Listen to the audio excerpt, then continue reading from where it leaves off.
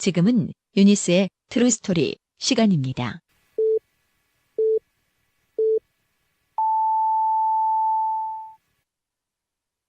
Hey everyone, welcome. Welcome to the MFY Music, the best free electronic dance music every day. This is the MFY Music Podcast.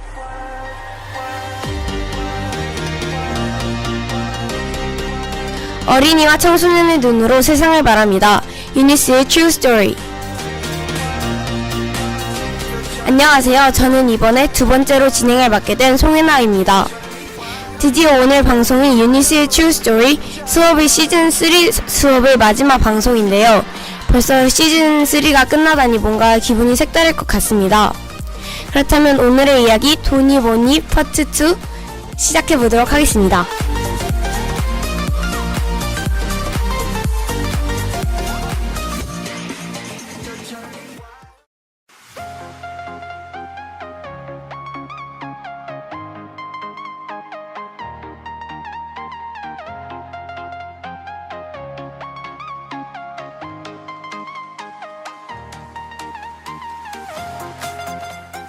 사랑하는 유니스 친구들, I'm Teacher Uni.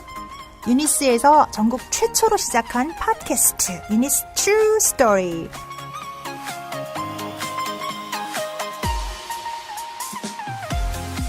유니스 친구들이 하고 싶은 이야기를 마음껏 할 수 있도록 마련된 방이니까 많이들 청취도 하고 또 참여도 하세요. 방송 출연하고 싶은 친구들 많죠? 언제나 환영입니다. 방송 중간 퀴즈도 마련했으니까 퀴즈 응모도 하고 또 푸짐한 선물도 받아가길 바래요. 유니스 친구들 사랑해요.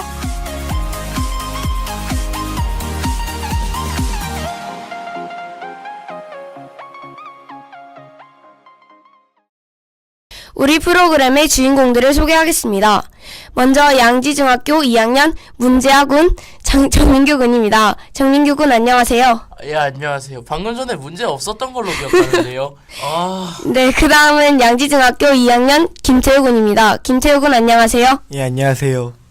마지막으로 정진호 선생님입니다. 선생님 안녕하세요. 네, 안녕하세요. 우리 정민규 군은 문제아인 이유가 How many times do you play DDR in a week?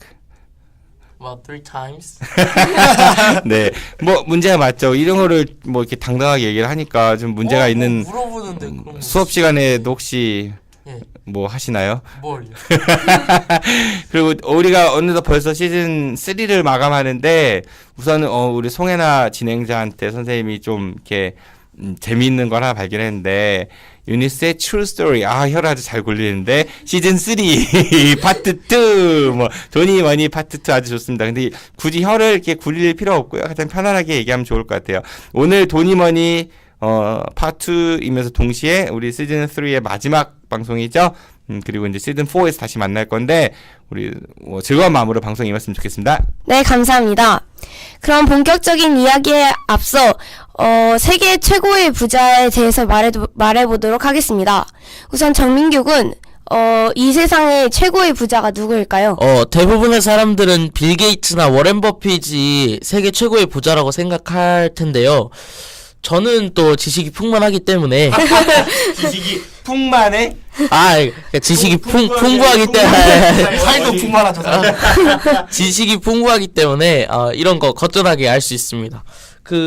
제가 알기로는 유태인 계열 가문의 로스차일드라는 가문이 세계 최고의 부자라고 알고 있는데요. 그 가문 재산이 그러니까 대략적으로 5경 7,500조라고 알고 있습니다. 로스차일드 가문은 그 독일계의 유택의 그 금융 재벌인데요. 이게 이제 정확하게 확인된 바는 아니고 그 승홍빙이라는 분이 쓴 화폐전쟁이라는 책에 이렇게 주장을 하고 있어요. 로스차일드 가문이 재산이 이제 드러난 건 없지만은 약 5경 7,500조 원 정도로 추정이 된다. 최소 뭐 이런 이야기를 하는데 아무튼 금융 재벌들이 드러나지 않는 금융 재벌들이 엄청나게 많이 있고 그리고 이제 산업 재벌들에 비해서 훨씬 더 많은 돈을 움직이고 있다. 이런 것들은 공공연한 전 세계의 비밀이기도 하죠. 네, 감사합니다. 이처럼 로스차일드 가문을 금융 재벌이라고 흔히 말하는데요. 금융 재벌이 등장하게 된 배경은 무엇일까요? 김태욱은. 중세가 끝나고 또 제국주의가 시작하면서 그 황제들이 식민지를 개척하기 위해서 또 그 돈이 많이 필요했고 또 그 돈을 얻기 위해서 그 세금을 담보로 하여 그 재벌들한테 돈을 빌려서 그 금융 재벌들이 등장하게 된 배경이 그거 같습니다. 예, 그 과거에는 우리가 중세까지만 해도 봉건사회였어요. 그러니까 성 안에서 영주들이 계급에 맞춰가지고 농사짓고 살고 그랬었죠. 그러다가 이게 이제 근대로 넘어오면서 이제 시민 계급이라고 장사하는 분들이 생겨났고 또 사채하는 그 돈 갖고 이제 돈놀이하는 이른바 이제 그런 세력들이 생겨났습니다. 그런데 제국주의는 산업이 발달하면서 어떻게 됩니까? 시장이 이제 포화가 된 거예요. 시장을 넓혀야겠죠. 그러니까 시장을 넓히기 위해서 어떻게 되겠어요? 다른 곳으로 이동을 하고 정벌을 하러 나갑니다. 그거를 식민지라고 얘기하죠. 아까 조금 전에 김태호 학생이 식민지를 개척한다라는 표현을 썼는데 선생님은 개인적으로 개척이라는 말보다는 그냥 식민지를 만들러 갔다라는 표현이 좀 낫지 않을까 이런 생각을 합니다. 왜냐하면 개척은 그러니까 침략자 기준에서는 개척이라고 볼 수 있지만은 이제 빼앗긴 입장에서 개척이라고 말을 하면 왠지 좀 억울할 수 있을 것 같아요. 그러니까 개척이라고 말하면 이제 좀 긍정적 이미지가 나오죠. 발전, 개발, 개척 이런 용어들은 좀 긍정적 이미지를 준단 말이에요. 근데 좀 객관적이지 못한 것 같아서 어쨌든 식민지를 만들러 외국으로 나가야 돼. 이제 새로운 시장을 만들기 위해서. 그러려면 뭐가 필요합니까? 돈이 필요하죠. 왜 돈이 필요해요? 군사 그죠. 정비하고. 군인들도 고용해야 되고 배도 만들어야 되고 돈이 필요합니다. 근데 나라가 돈이 다 없어요. 그래가지고 그 돈놀이 하는 사람들 있죠. 금융 재벌들한테 돈을 빌립니다. 근데 돈을 그냥 빌려줘요? 아니면은 돈을 빌리려면 뭐가 필요하죠? 담보요. 담보가 필요한 거예요. 근데 정부에서 담보로 주기 위해서는 국유지, 그러니까 정부의 땅을 담보로 준다든지 아니면은 국민들이 내는 세금 앞으로 계속 거둘 거니까 이런 것들을 담보로 해서 돈을 빌려가지고 배를 만들고 군인들을 고용해서 식민지를 만들어 나갑니다. 근데 점점점 나라가 커지죠. 커지다 보니까 어떻게 더 많은 비용들이 필요하겠죠. 그러니까 정부는 더 많은 비용들을 금융 재벌들로부터 빌리게 되고요. 그러면 금융 재벌들은 돈을 빌려준 대신에 뭘 받습니까? 이자를 받죠. 세금이 담보로 되니까 돈이 떼일 염려도 없고. 근데 그 규모가 커지면서 점점점 커지면서 금융 재벌들이 돈을 벌 수 있는 규모도 훨씬 더 커졌다고 볼 수 있죠. 네, 감사합니다. 그럼 다음 이야기로 넘어가 보도록 하겠습니다. 선생님, FRB가 어떤 기관이고 무슨 약자이죠? FRB는 글쎄 F는 뭐 여러분들이 흔히 아는 프라이드 치킨 할 때 프라이드가 아니고요. 페더럴의 약자예요. 그러니까 보통 미국은 연방주의를 택하고 있죠. 주들이 모여가지고 Reserve Bank예요. 그러니까 FRB는 그 연방준비은행 이렇게 흔히 얘기합니다. 미국의 중앙은행이라고 보면 돼요. 미국의 중앙은행. 우리나라는 중앙은행의 이름이 뭐예요? 한국은행이요. 예, 한국은행이 우리나라의 중앙은행이면 미국의 중앙은행 FRB입니다. 예. 그런데 이 FRB가 우리 한국은행은 우리나라 정부가 운영을 하고 있어요. 그런데 미국의 중앙은행인 FRB는 미국 정부가 운영하지 않습니다. 민간 자본에 의해서 움직이고 있어요. 영국의 중앙은행도 잉글랜드 은행도 역시 마찬가지로 정부가 소유한 게 아니라 민간 자본에서 움직이고 있습니다. 얼핏 이해가 가야 안 가요? 가요. 이해가 가야 한번 설명해 볼까요? 어떻게 이해가? 한 나라의 중앙은행을 왜 민간이 소유하고 있죠? 제가 알기로는 죄송합니다. 자, 중앙은행이 민간 자본에서 운영된다. 얼핏 들으면 이해가 참 어려운데 바로 여기에 있습니다. 아까 말씀드린 대로 정부가 민간 자본으로부터 돈을 빌려요. 그쵸? 돈을 빌리고 이자를 내요. 근데 돈을 많이 빌릴수록 이자가 커지겠죠. 이자 비용이 부담이 되는 거예요, 나중에는. 세금을 걷어서 세금을 갚고 이자도 갚고 그리고 원금도 갚아야 되고 그리고 국가도 운영해야 되는데 너무 이자 비용이 많으니까 부담이 되는 거예요. 그래서 나중에는 이제 민간 자본들이 어떤 조건을 제시하냐면은 이 빚은 안 갚아도 돼. 정부한테 대신에 우리한테 돈을 찍어낼 수 있는 그런 일을 맡겨줘. 이른바 그걸 화폐 발행권이라고 합니다. 그런 거를 이제 민간 자본에게 넘기는 거죠. 중앙은행이 그렇게 탄생이 됐다고 보면 되고요. 영국에서 그 흐름이 그대로 미국으로 옮겨왔다고 되면 돼요. 그러니까 미국이나 영국의 중앙은행은 정부에서 운영하는 게 아니라 민간 그 금융 자본들에 의해서 움직인다고 보면 될 것 같습니다. 네, 알겠습니다. 다음은 빚에 대해서 알아보도록 하겠습니다. 우선 청소년 여러분, 빚, 대출 이런 단어들을 생각하면 어떤 이미지가 먼저 떠오르시나요? 빚쟁이요. 전 떠오르는 게 없습니다. 아, 네, 알겠습니다. 그렇다면 이번엔 투자라는 단어를 보면 어떤 생각이 떠오르시나요? 멋있죠. 일단 투자 다 돈 많고 투자를 할 수 있다는 게 좀 빚 그런 거보단 멋있는 단어라고 생각합니다. 그러니까 투자하면 우리가 일반적으로 여러분 드라마 보세요. 하면 드라마가 어떤 특정 드라마 이름을 대긴 그렇지만은 빚쟁이 하면은 막 사채업자들 와갖고 막 때려부시고 막 가난하게 사시는 분들이 고통당하고, 근데 투자자 하면은 되게 멋있고 좋은 차 타고 와갖고 막 이런 거 연상이 되죠. 근데 투자도 결국은 빚이에요. 남한테 돈을 갖고 오는 거잖아요. 그쵸? 빚이나 대출 이런 거 생각하면은 좋은 이미지가 먼저 떠올라요? 안 좋은 이미지가 먼저 떠올라요? 안 좋은 이미지요. 그러니까 빚이나 뭐 대출 외상 이런 것들 하면 좀 부정적 의미가 좀 많다라고 하면은 반대로 투자하면 좀 좋은 의미가 떠오르죠. 성격은 비슷한 겁니다. 성격은 비슷한 건데 사회적으로 쓰이는 게 조금은 다르다고 볼 수 있죠. 네, 그렇다면 김태욱은 나라가 빚을 질 수 있나요? 그거를 국채라고 하죠.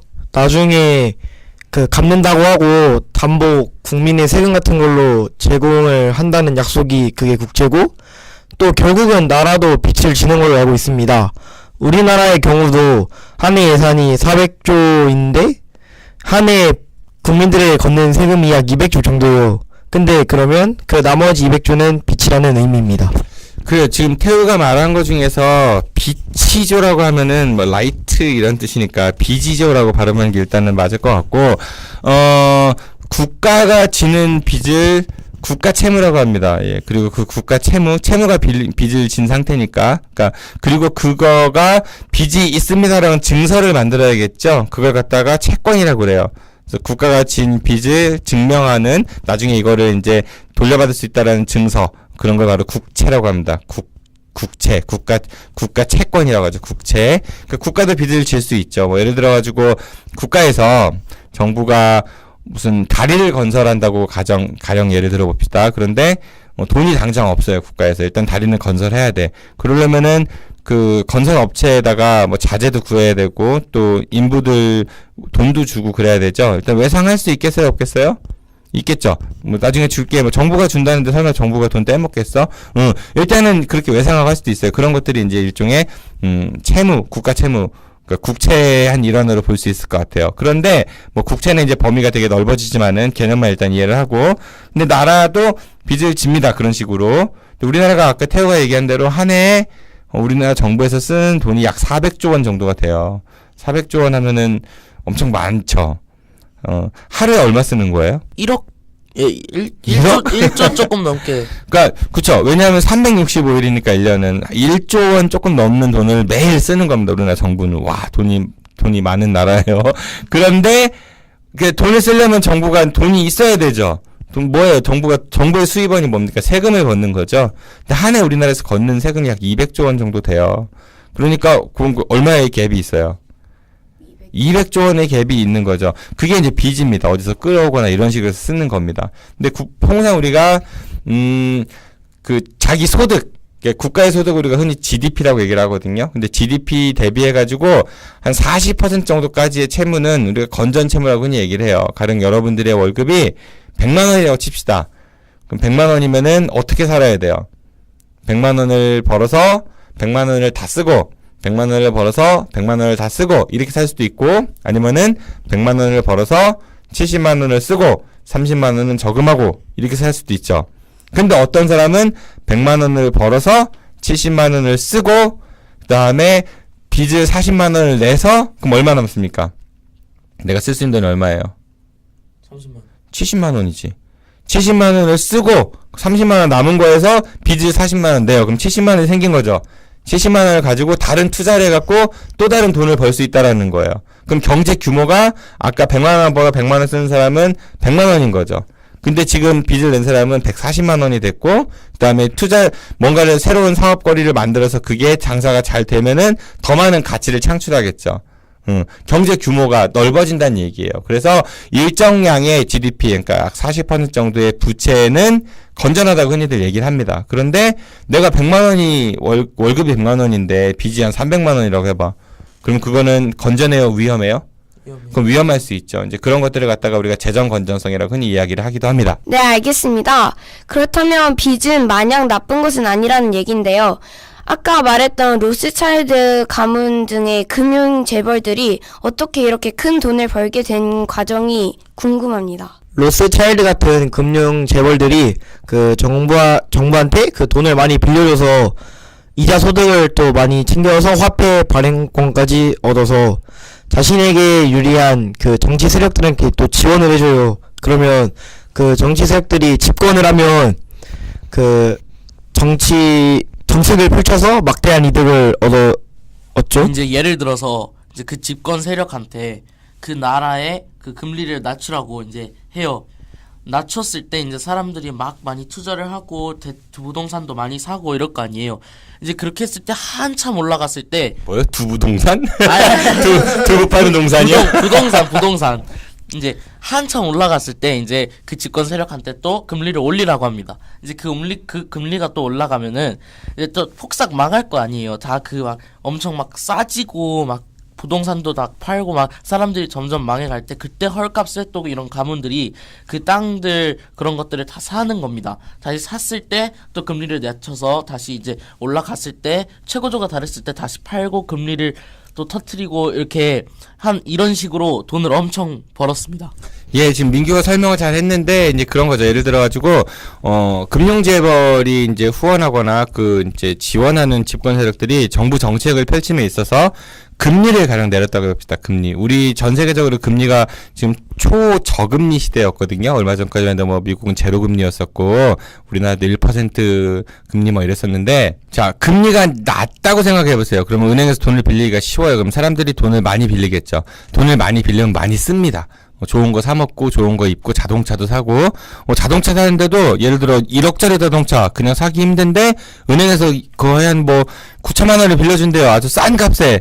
원금은 안 갚아도 되고 이자만 내고 그럼 살 수 있는 거야. 그러면은 너도 나도 사겠죠.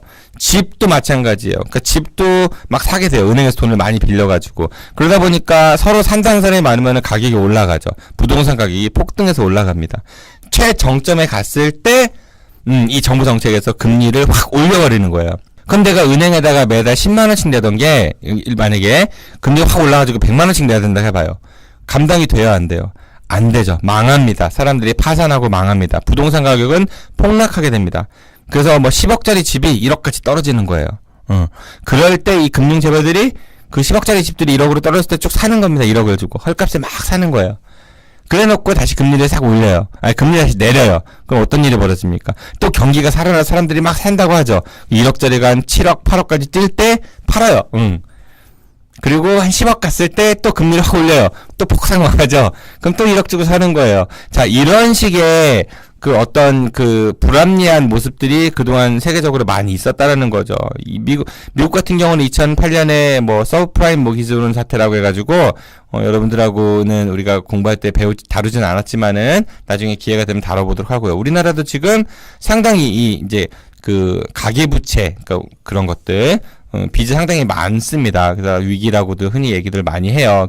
그게 한국 경제에 안 좋은 시그널을 줄 수 있다 이런 얘기들을 하는데 어쨌든 물건을 만들어 갖고 물건을 뭐 100만 원치 파는 것보다 이런 정책에 관련돼 갖고 이 물건 만드는 게 아니면도 훨씬 더 많은 돈을 챙길 수 있다라는 거예요. 그래서 이 정경유착이나 이런 정부의 어떤 그런 정책들이 굉장히 중요한 나라의 경제에 중요한 수단이 되고요. 이렇게 불합리하게 잘못된 방향으로 흘러가면은 그 피해는 고스란히 국민들이 입게 되겠죠. 그래서 금융재벌들이 이런 정경유착을 통해 가지고 많은 돈을 벌었다라는 거는 공공에 대한 비밀로도 많이 알려져 있다고도 합니다. 네, 알겠습니다. 그렇다면 이러한 문제점들을 보완하기 위해서 우리는 앞으로 어떻게 돈을 현명하게 소비할 수 있을까요? 돈이 가장 어려운 문제입니다. 우리 도이머니 파트 1 할 때도 그런 얘기 했지만은 돈이 많으면 행복합니까? 라는 질문을 던졌을 때 머리로 대답할 때는 행복하지 꼭 그렇지는 않습니다지만은 현실에서는 그럴 것 같잖아요. 그쵸?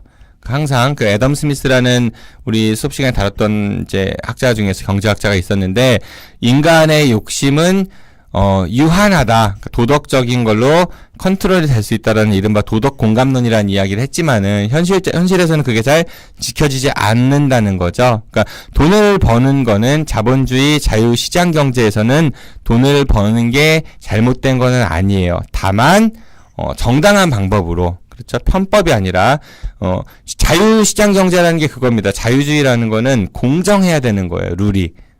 너도 나도 같은 조건에서 시작을 해야 되는 거지, 기울어진 운동장이라고 해서 이른바 다른 조건에서 시작을 하면은 그거는 불합리한 거죠. 그거를 규제해야 될 주체가 바로 정부이고요. 그렇죠? 국가이고. 그러니까 국가가 그러한 것들을 잘 관리 감독할 필요가 있고, 우리는 나쁜 짓을 통해서 어떻게 하면 돈을 빨리 벌 수 있을까라는 생각보다는 건전하게 일하고, 그리고 건전하게 세금 내고, 그리고 건전한 투자를 통해 가지고 합법적인 테두리 안에서 돈을 벌 수 있는 방법들에 대해서 고민을 해봐야 될 것 같습니다. 그러니까 돈을 많이 버는 것도 중요하지만은 어떻게 벌어야 되는가, 더 중요한 건요, 어떻게 써야 되는가, 돈을 어떻게 써야 되는가가 굉장히 중요한 문제라고 할 수 있습니다. 이런 문제들은 나중에 결국은 세금을 걷어서 정부가 어떻게 써야 되고, 복지 정책은 어떻게 해야 되고, 요즘에 우리 대통령 선거 기간이니까 여러 대통령들이 다양한 공약들을 내세워요. 제가 대통령이 되면은 무상급식을 어떻게 하겠습니다, 수업료를 어떻게 하겠습니다, 의료비를 어떻게 하겠습니다, 여러 정책들이 나오고 있죠. 근데 그게 실현되려면 뭐가 필요해요? 돈이요. 예, 돈이 필요한 겁니다. 어떤 정책을 하려면은. 그 돈은 어디서 나와요? 세금. 그렇죠. 세금을 걷어야 되는 거예요. 세금 누가 내죠?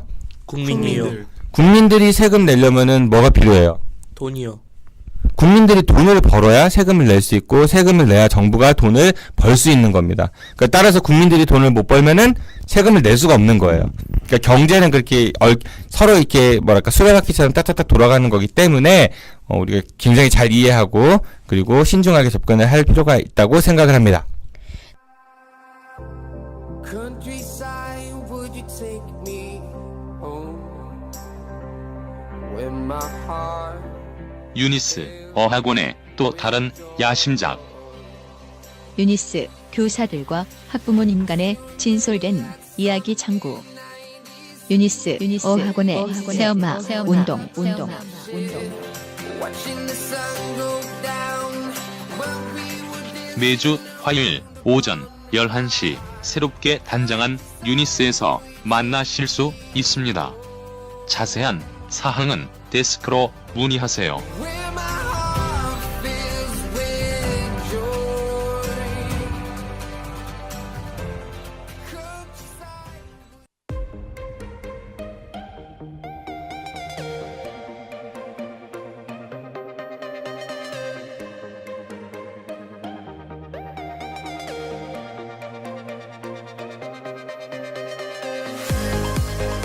네, 오늘 돈이 머니 파트 2 유니스의 True Story 시즌 3 수업의 마지막 방송이었는데요. 지금까지 굉장히 많은 수업들을 받아왔는데 정민규군, 김태욱은 소감이 어떠십니까? 일단은 이번 시즌에서 처음으로 저희가 직접 진행한 거잖아요. 되게 뜻깊은 시간이었고, 시즌 4 때도 그럴 거죠? 하는 거 맞아요? 네. 방송을 할 때 패널보다 진행자를 할 때가 훨씬 더 많이 떨었지만, 또 이런 것도 경험이니까 유니스 트루 스토리 하면서 많은 경험과 지식을 더 쌓고 간다고 생각합니다. 선생님 생각에는 우리가 시즌 3를 하면서 여러분들이 진행을 처음 해봤는데 진행이 생각보다 쉬워요, 어려워요? 어려워요. 상당히 많이 어렵죠. 이거 아무나 하는 거 아닌가요? 그러니까 내가 얼마나 존경스러워. 네.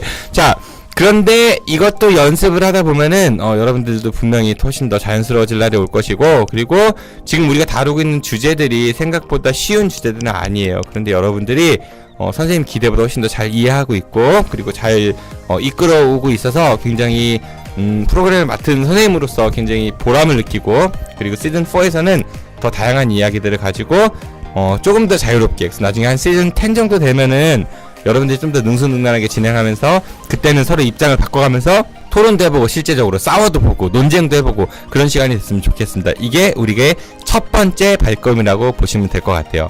네, 알겠습니다. 그렇다면 다음번에는 유니스의 True Story 시즌 4로 더 준비된 모습으로 찾아오겠습니다. 시즌 4에서 만나요. 예.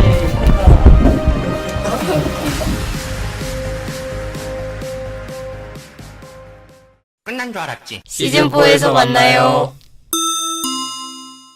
야, 시즌 4에서 만나요. 만나고 싶냐?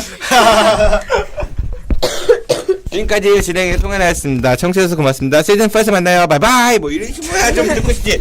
시즌 4에서 만나요. 큐. 시즌 4에서 만나요. 네가 죽고 싶구나.